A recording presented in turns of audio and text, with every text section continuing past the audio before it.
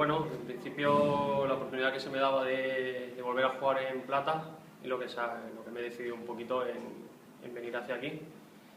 Y bueno, el objetivo supongo que para todos será la permanencia, pero bueno, yo lo que digo siempre, no renunciar nunca a nada, ¿no?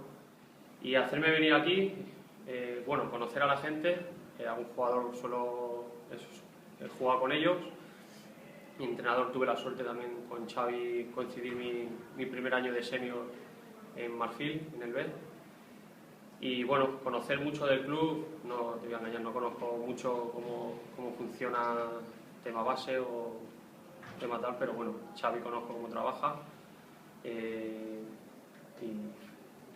poco más te puedo decir. Algún jugador en concreto, pues sí, coincidió con Julio, Marfil, con Guille el año pasado en Martorell.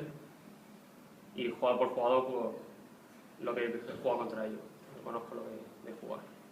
Bueno, la idea d'incorporar el Julio a l'equip era una mica intentar tenir una mica més d'experiència al nostre equip, tenir jugadors que tinguessin experiència en aquesta categoria i en categoria de primera divisió, i a part buscar un perfil de jugador que fos competitiu, no? Jo crec que fa 2 anys es van juntar moltes coses, però és important tenir jugadors que siguin competitius, que tinguin ganes de guanyar els partits, de tirar amunt, de buscar nous reptes, i jo crec que reuneix el perfil, no? Llavors vam contactar amb ell, ell estava predisposat a assolir el repte, tenia ganes de tornar a competir a aquest nivell i ha sigut bastant fàcil arribar a un acord amb ell.